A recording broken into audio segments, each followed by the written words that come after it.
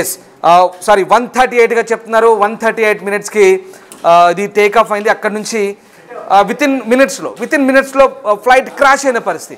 ఒకసారి ఆ దృశ్యాలు చూస్తే కనుక సయీద్ ఖచ్చితంగా ఏ ఒక్కరు కూడా అంబులెన్సులు చేరుకున్నా ఇంకా ఇతరత్ర ఎమర్జెన్సీ టీమ్స్ చేరుకున్నా అందులో బతికే ఛాన్సే లేదన్నట్టుగా మనకు అర్థమవుతుంది సయీద్. అయితే ఎస్ రామ్, అయితే మొత్తం మీద ఏటీసీకి ఇన్ఫార్మ్ చేసినటువంటి పరిస్థితి కనిపిస్తుంది. అయితే ఏటీసీ అంటే మేడే కాల్ చేశారు.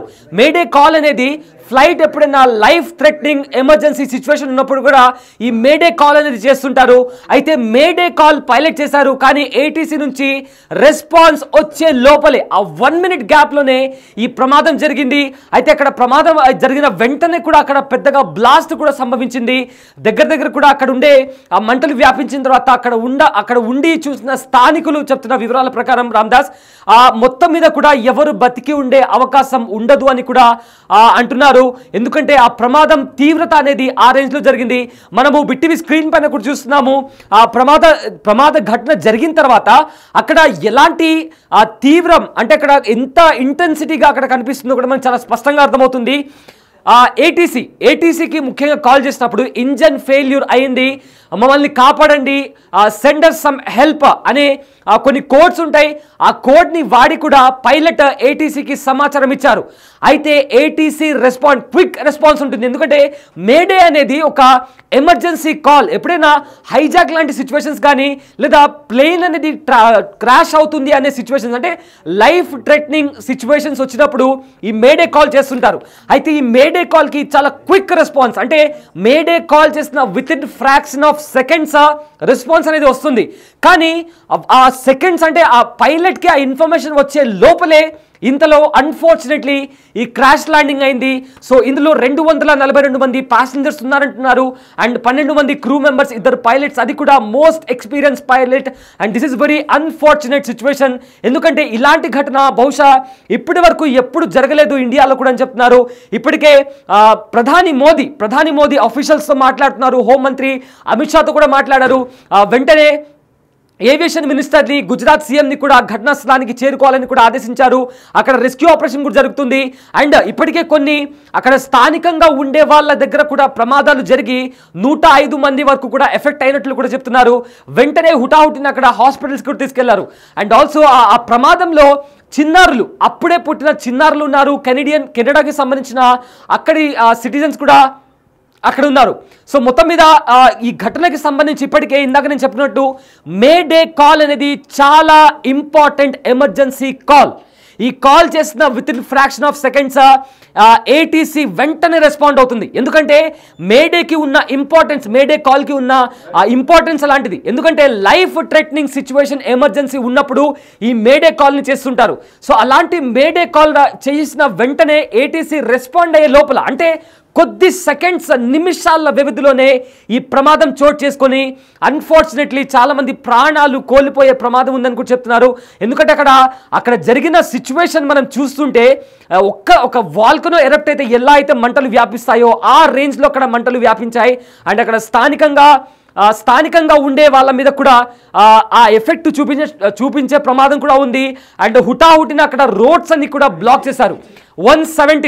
117కి టేక్ ఆఫ్ అయిన తర్వాత అండ్ ఇంకా చాలా డీటెయిల్స్ వస్తున్నాయి. ఎస్ రామ్, కరెంట్ మనకు వస్తున్న అప్డేట్స్ ఏంటి రామ్? అండ్ ఏటీసీకి సంబంధించి, మేడేకి సంబంధించి వస్తున్న ఆ డీటెయిల్స్ ఏంటి? 625 ఫీట్ల ఎత్తులో ఈ ఫ్లైట్ అక్కడ నుంచి క్రాష్ అయినట్టుగా చెప్తున్న పరిస్థితి కనబడుతుంది. ఇక ఎయిర్ ఇండియా గ్రూప్ని ప్రస్తుతం టేకాఫ్ చేసినటువంటి టాటా గ్రూప్ ఏదైతే ఉందో వాళ్ళు స్పందించారు. వెంటనే టాటా గ్రూప్ కూడా సోషల్ మీడియాలో ఒక ట్విట్టర్లో స్పందించిన పరిస్థితి కనబడుతోంది. With profound sorrow I confirm that Air India flight 171 operating Ahmedabad London Gatwick was involved in a tragic accident today. Our thoughts and deepest condolences are with the families and loved ones అంటూ Tata group chairman Chandrasekaran కూడా స్పందించిన పరిస్థితి కనబడుతుంది. ప్రధాని మోదీ కూడా వెంటనే ఈ వివరాలపై ఆరా తీస్తున్నారు. అటు అమిత్ షాతో మాట్లాడుతున్నారు, రామ్మోహన్ నాయుడుతో మాట్లాడుతున్నారు. ప్రధాని మోదీ కూడా ఎప్పటికప్పుడు ఆరా తీసిన పరిస్థితి. ఒక విషయం గుర్తుపెట్టుకోండి, ఇందులో గుజరాత్ మాజీ ముఖ్యమంత్రి విజయ్ రూపానీ కూడా ఉన్నారు. ఇందులో ఎవరు కూడా బతికే ఛాన్స్ లేదు. బహుశా దీనికి సంబంధించి, ప్రమాదానికి సంబంధించి కూడా ఇటు ప్రధాని కూడా స్వయంగా ఆరా తీసిన పరిస్థితి కనబడుతోంది. అహ్మదాబాద్ చేరుకునేలోపు ఎప్పటికప్పుడు అటు డైరెక్టర్ జనరల్ ఆఫ్ సివిల్ ఏవియేషన్తో కానీ అలాగే స్థానిక ఎయిర్పోర్ట్ అథారిటీస్తో కానీ ఇప్పటికే కేంద్ర విమానయాన మంత్రి మాట్లాడుతున్నారు, హోంమంత్రి మాట్లాడుతున్నారు. గుజరాత్ ప్రభుత్వం కూడా ఎప్పటికప్పుడు వివరాలు తెప్పించుకుంటున్న పరిస్థితి కనబడుతోంది. టేకాఫ్ అయిన కొద్దిసేపటికి సరిగ్గా 1:38 లేదా 39 టేకాఫ్ అయింది. టేకాఫ్ అయిన తర్వాత వెంటనే ఈ ప్రమాదం చోటు చేసుకుంది. అప్పటికే ఏటీసీ సెంటర్తో సంబంధాలు కట్ అయ్యాయా లేదా ఏటీసీ సెంటర్తో టచ్లో ఉంటూనే ఏదైనా అనుకోని ప్రమాదం సంభవించిందా? అంతా 5 నిమిషాల్లోనే జరిగిపోయింది. ఎలా జరిగింది?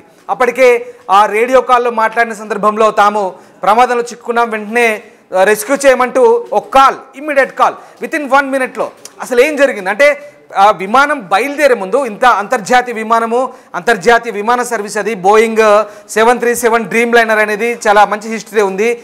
పైలట్లకు కూడా మంచి హిస్టరీ ఉంది. దాదాపు 100 గంటల్లో విమానాలు నడిపిన హిస్టరీ ఉంది. కానీ ఎలా అంటే విమానం బయలుదేరే ముందు ఇంజన్లు సరిగ్గా చెక్ చేసుకోలేదా, మెయింటెనెన్స్ చెక్ చేసుకోలేదా, లేదా ఫ్లైట్కి సంబంధించిన ఇతరత్ర కారణాలకు సంబంధించి ఏదైనా సాంకేతిక అంశాల పరంగా కూడా పూర్తిగా విమానాన్ని చెక్ చేసుకో. సాధారణంగా విమానాలు బయలుదేరే ముందు, అది కూడా ఇంటర్నేషనల్ ఫ్లైట్ అంతర్జాతీయ గమ్యస్థానాలకు వెళ్లే ముందు ఖచ్చితంగా దానికి సంబంధించినటువంటి పూర్తి సామర్థ్యాన్ని చెక్ చేసుకుంటారు. ఇంజన్లో లోపాలున్నాయా, సాంకేతిక కారణాల లోపాలున్నాయా, టర్బైన్లు సరిగ్గా ఉందా, లేదంటే క్రూ సరిగ్గా ఉందా, లేదంటే మిగతా అంశాల పరంగా కూడా నావిగేషన్ కరెక్ట్ ఉందా, ఈ అన్ని అంశాలు కూడా చెక్ చేసుకుంటారు. నావిగేషన్తో సహా ప్రతి అంశాన్ని క్షుణ్ణంగా చెక్ చేసుకున్న తర్వాతే, పరిశీలించుకున్న తర్వాతే ఫ్లైట్ బయలుదేరుతుంది. కానీ ఈ ప్రమాదం ఎలా జరిగింది? అంత క్షుణ్ణంగా పరిశీలించుకున్న తర్వాత కూడా ఇంతటి భారీ స్థాయిలో ఈ విధ్వంసం చోటు చేసుకోవడం, ఏకంగా ఫ్లైట్ బయలుదేరిన కొద్దిసేపటికే నివాసాలపై, జనావాసాలపై పడ్డం అనేది నిజంగా ఇది ఘోర తప్పిదంగా భావించాల్సి ఉంటుంది. ఈ తప్పిదం ఎవరిది?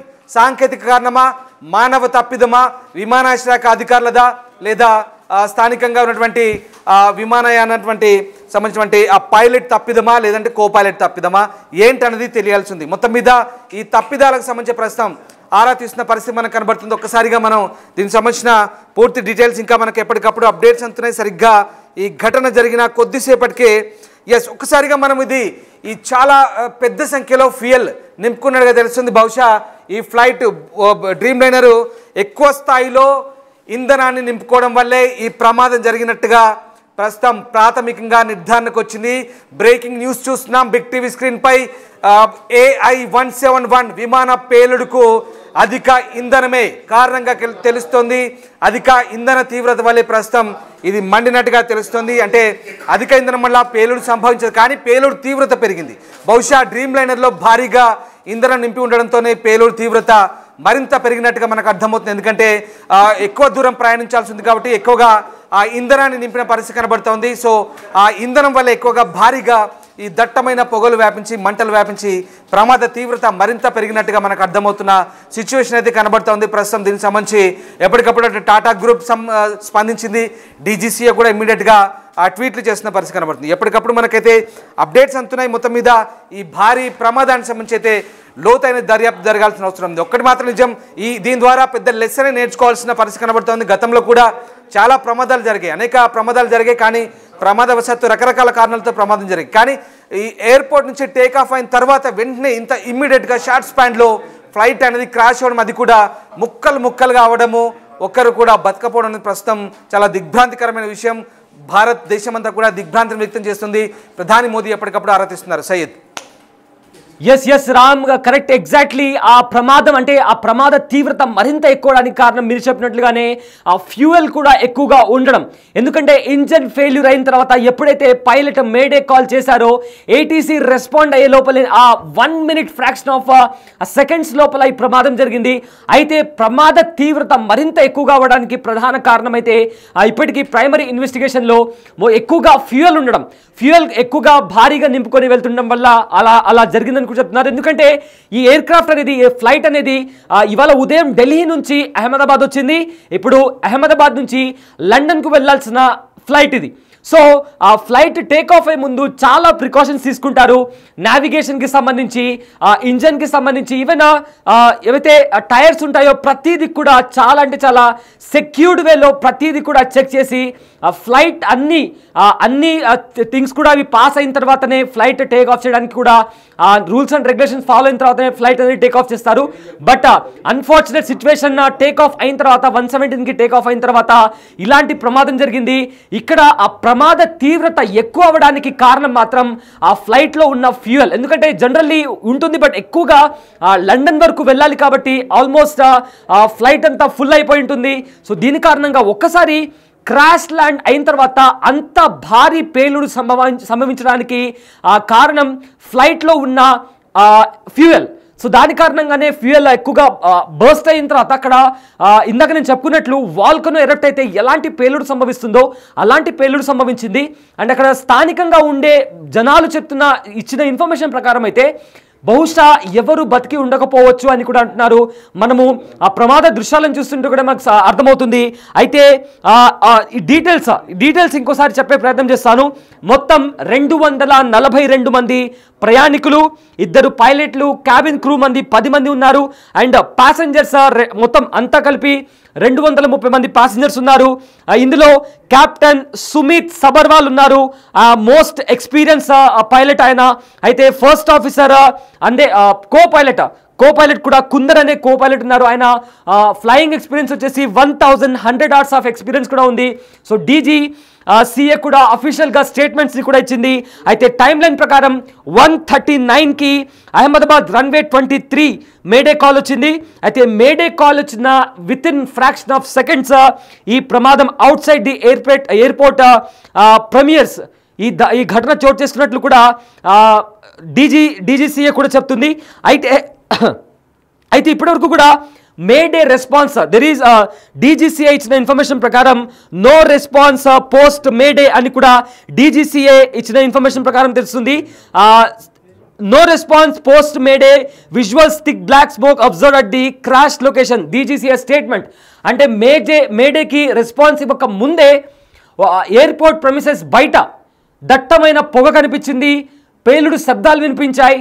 హుటాహుటిన వెంటనే ఏమైందని చెప్పి కూడా చూస్తే ప్రమాదం జరగాల్సిన నష్టం అంతా జరిగిపోయింది. Very unfortunate situation. అందులో 42 మంది ఉన్నారు. మొత్తం మీద 230 మంది ప్యాసింజర్స్ అండ్ 10 మంది క్రూ, 2 పైలట్లు ఉన్నారు. And VVIP Gujarat ex CM కూడా రూపానీ కూడా ఉన్నారు. అయితే ఎయిర్ ఇండియా కూడా ఒక విషయాన్ని కన్ఫర్మ్ చేసింది. A171 అహ్మదాబాద్ నుంచి లండన్కి వెళ్లాల్సిన ఫ్లైట్ యాక్సిడెంట్లో ఇన్వాల్వ్ అయి ఉందని కూడా చెప్పారు. అయితే ఈ ఫ్లైట్ అహ్మదాబాద్ నుంచి 1:38కి carrying 242 passengers and crew members on board the Boeing 787 aircraft అని కూడా ఎయిర్ ఇండియా కన్ఫర్మ్ చేసింది. ఇందులో 169 మంది ఇండియన్స్ ఉన్నారు, మన దేశానికి సంబంధించిన వాళ్ళు. 53 మంది బ్రిటిష్ నేషనల్స్ ఉన్నారు. ఇక ఒక కెనడియన్ నేషనల్ ఉన్నారు. ఇక 7 మంది పోర్చుగీస్కి సంబంధించిన వాళ్ళు ఉన్నారు. అయితే ఎవరైతే అక్కడ ఇంజూర్డ్ అయి ఉన్నారో స్థానికులు కావచ్చు, వాళ్ళని వెంటనే అక్కడ దగ్గరలో ఉండే హాస్పిటల్కి కూడా తరలించారు. సో అయితే అక్కడ కొన్ని డెడికేటెడ్ హాట్లైన్ నంబర్స్ని కూడా ఇచ్చారు. ఏదైనా ఇంకా ఎక్స్ట్రా ఇన్ఫర్మేషన్ కావాలన్నా కూడా నంబర్ని కూడా వాళ్ళు ప్రొవైడ్ చేశారు. అయితే ఎయిర్ ఇండియా కంప్లీట్గా మేము కోఆపరేట్ చేస్తాము, అథారిటీస్కి సంబంధించి కూడా ఇన్వెస్టిగేషన్కి సంబంధించి కూడా కంప్లీట్గా సహకరిస్తామని కూడా చెప్తుంది. అయితే ఇదంతా కేవలం 1 minute ఆఫ్ స్పాన్లో, ఎందుకంటే ATC 117కి టేక్ ఆఫ్ అయింది, 1:38కి ప్రమాదం జరిగింది. మధ్యలో మేడే కాల్ వెళ్ళింది. మేడే కాల్ రెస్పాన్స్ వచ్చే లోపల జరగాల్సిన ప్రమాదం అంతా జరిగిపోయింది. ఎస్, అక్కడ బిటీవీ స్క్రీన్ పైన దృశ్యాలు చూసుకుంటే చాలా వరకు అంబులెన్సెస్ వెళ్తున్నాయి. మొత్తం మీద స్ట్రెచర్స్ దగ్గర కూడా ప్రతి ఒక్కరిని తీసుకెళ్తున్నారు. ఎస్, అక్కడ దృశ్యాలు చూస్తుంటే చాలా భయానక దయనీయమైన దృశ్యాలు మనకు కనిపిస్తున్నాయి. అక్కడ ఏవైతే మృతదేహాలు ఉంటాయో వాటిని చూపించలేని విధంగా కూడా అక్కడ సిచ్యువేషన్ కనిపిస్తుంది. అయితే మీకు చూపించబోయే కొన్ని విజువల్స్ కాస్త డిస్టర్బింగ్గా అనిపించవచ్చు, కానీ కాస్త కలవరపాటుకు గురి చేయొచ్చు. బట్ బిగ్ టీవీ ఉద్దేశం అది కాదు, కేవలం మీకు ఇన్ఫర్మేషన్ ప్రొవైడ్ చేయడమే మా ఉద్దేశం. సో ప్రజెంట్ ఆ స్పాట్ దగ్గర కంప్లీట్గా దట్టమైన పొగ అలుముకుంది. రోడ్స్ అన్ని కూడా బ్లాక్ చేశారు. ఏవైతే అహ్మదాబాద్ నుంచి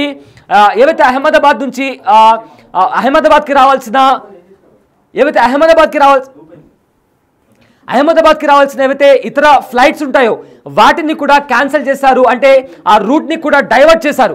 సో దీని కారణంగా ఇది రెస్క్యూ ఆపరేషన్ ఉందో ఆ రెస్క్యూ ఆపరేషన్కి కూడా ఎలాంటి ఆటంకం రాకుండా, ఎందుకంటే ఆ ప్రాంతం అంతా కూడా దట్టమైన పొగతో అలుముకుంది కాబట్టి ఇతర ఫ్లైట్స్కి కూడా ఎలాంటి ఆటంకం రాకుండా ఉండడానికి వేరే ఫ్లైట్స్ని కూడా డీవియేట్ చేసినటువంటి పరిస్థితి కనిపిస్తోంది.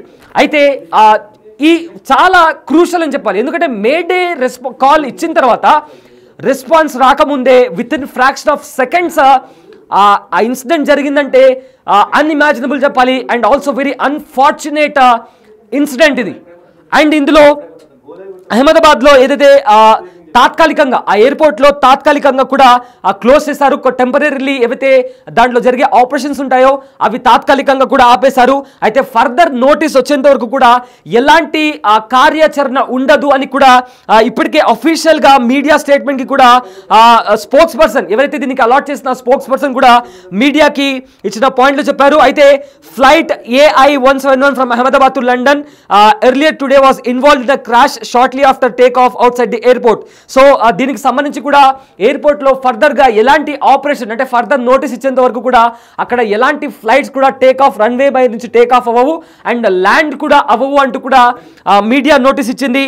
సో మొత్తం 169 మంది భారతీయులు, 53 మంది బ్రిటిషర్లు, 7 పోర్చుగల్ దేశస్థులు, అయితే ఒకరు కెనడియన్ ఉన్నారు. మొత్తం మీద 230 మంది ప్యాసింజర్స్, 12 క్రూ సిబ్బంది. 12 క్రూ సిబ్బందిలో 2 పైలట్లు అండ్ 10 మంది క్రూ సిబ్బంది కూడా ఉన్నట్టు తెలుస్తుంది.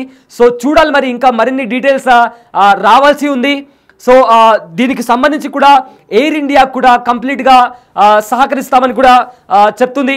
సో మొత్తం మీద ఒకసారి బ్రీఫ్గా చెప్పాలి అంటే 117కి యాక్చువల్లీ వాళ్ళ మార్నింగ్ ఢిల్లీ నుంచి అహ్మదాబాద్కి వచ్చింది.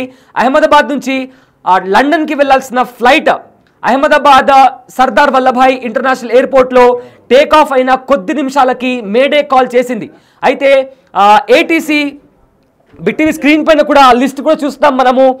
ఎవరైతే ఈ ట్రావెల్ చేసేటప్పుడు అంటే ఆ ఫ్లైట్లో ఉన్న వాళ్ళ డీటెయిల్స్ ఇవన్నీ కూడా ఆల్మోస్ట్ 169 మంది భారతీయులు, ఇక 53 మంది బ్రిటిషర్లు అండ్ ఆల్సో 7 పోర్చుగల్ దేశస్థులు ఉన్నారు, ఇంకా ఒక కెనడాకి సంబంధించిన ఒక సిటిజన్ ఉన్నారు. సో 117కి టేక్ ఆఫ్ అయింది. టేక్ ఆఫ్ అయిన తర్వాత 138కి క్రాష్ ల్యాండ్ అయింది. మధ్యలో మేడే కాల్ చేసినప్పటికీ కూడా మేడే కాల్కి ఏటీసీ రెస్పాన్స్ ఇచ్చే లోపలే ఆ 1 మినిట్ ఆ ఫ్రాక్షన్ ఆఫ్ ఫ్యూ సెకండ్స్లో ఈ ప్రమాదం చోటు చేసుకుంది. సో దీనికి సంబంధించి కూడా రెస్క్యూ ఆపరేషన్ కొనసాగుతుంది. సో ఈ ఘటనకి సంబంధించిన అప్ డీటెయిల్స్ అన్ని కూడా ఎప్పటికప్పుడు మీరు బిగ్ టీవీ ఎక్స్క్లూజివ్లో బిగ్ టీవీలో మీరు చూడొచ్చు.